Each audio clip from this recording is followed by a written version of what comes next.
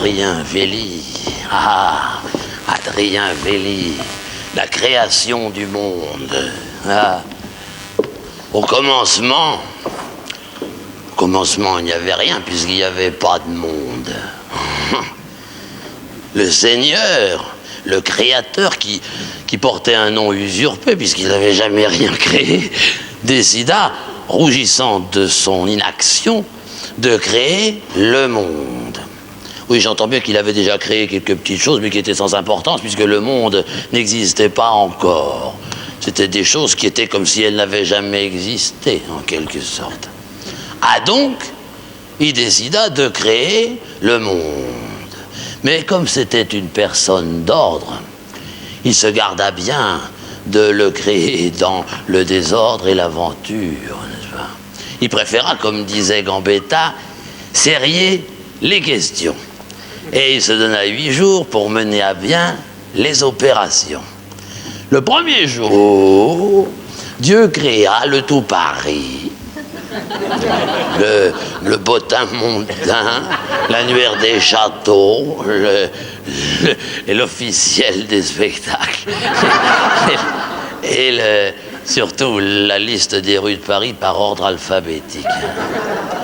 Le deuxième jour, Dieu créa les jours de réception, les dîners en ville, les menus, la coutellerie, l'argenterie, la cristallerie, tout ce qu'il faut pour dîner. Dieu créa tout ça, il créa la comédie de salon, les petites intrigues, les remontrances, les bisbilles, le snobisme et l'argot, surtout. Le troisième jour, Dieu a créé le tango.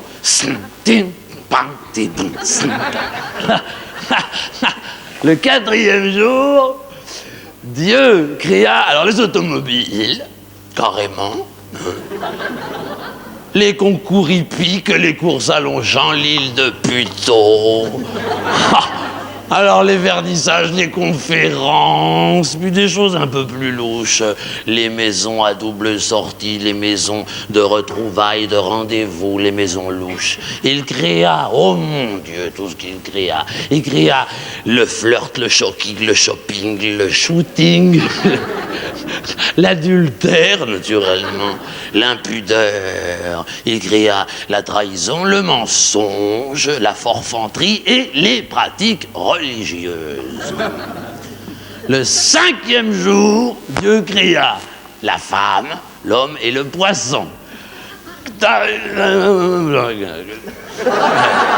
Et le sixième jour, il créa les mondanités et le petit écho de la mode.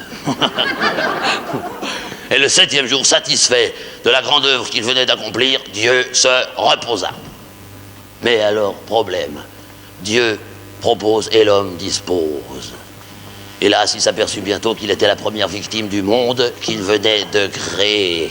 En effet, à peine avait-il enfilé sa robe de chambre, enfilé ses pantoufles et sa jolie culotte de ciel.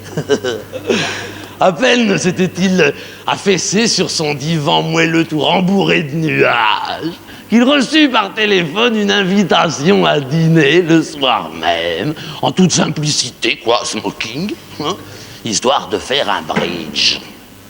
Et là-dessus, il s'aperçut que même à ce bridge, il ne pourrait pas faire le mort, puisqu'il était immortel.